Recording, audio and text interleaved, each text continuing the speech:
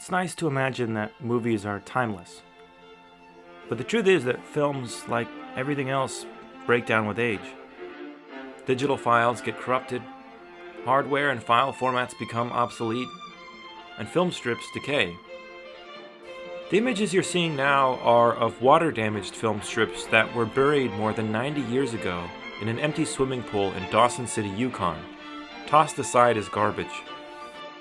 The footage was unearthed by accident in 1978, preserved, later painstakingly digitized, damage and all, and then incorporated into Bill Morrison's 2016 documentary, Dawson City, Frozen Time.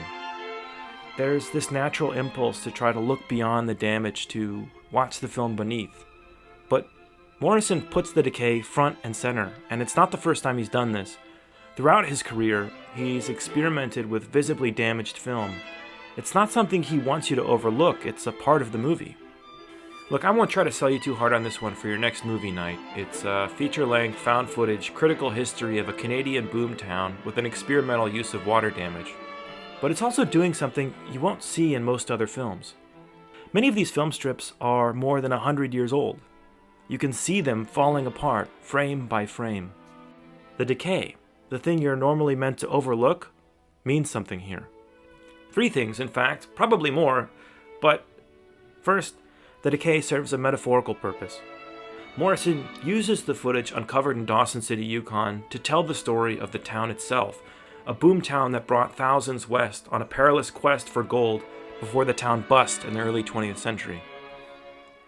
In Morrison's hands, decay plays a part in that story. Many parts, in fact. Sometimes the decay seems to represent fire, or the corrupting influence of gold, or a kind of gauzy filter through which many view the past.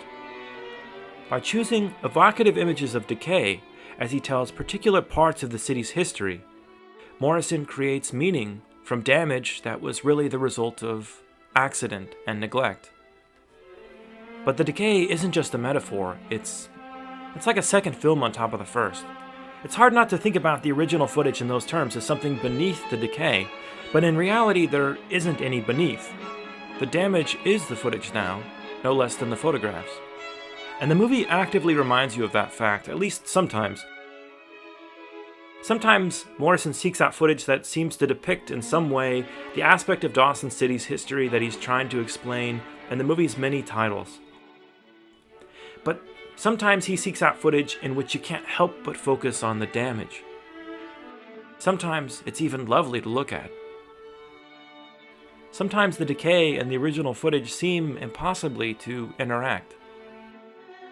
Morrison step-printed frames of damage, which means that he duplicated individual frames to help you see the decay better.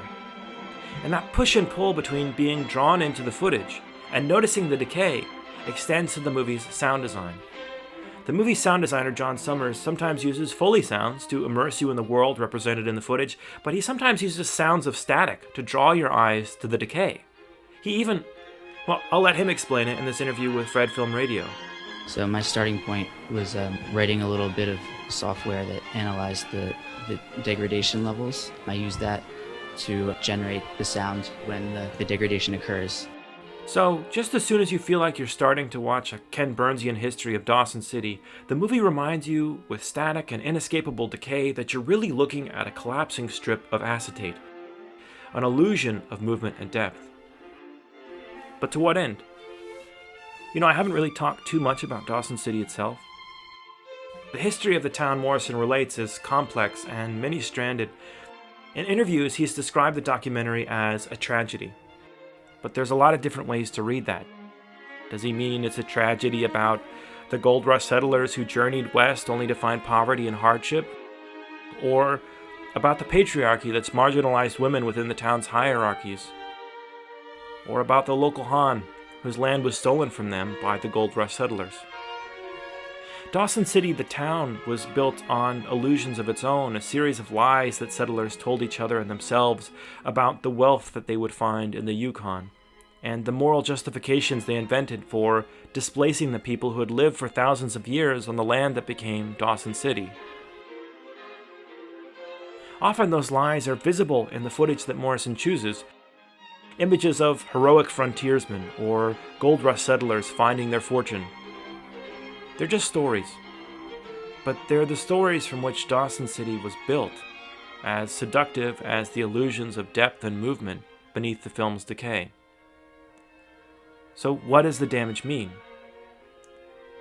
Sometimes it's a metaphor.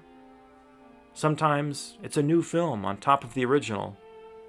And ultimately, I think it's a reminder that a photograph can be a lie, and that history isn't just written by its victors, it's written by you, choosing whether you like it or not, which perspective to embrace, which perspective to confront as an illusion, which to ignore altogether, because it's easier to let what you see in front of you wash over you.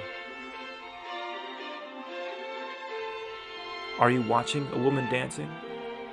Or a series of decaying photographs?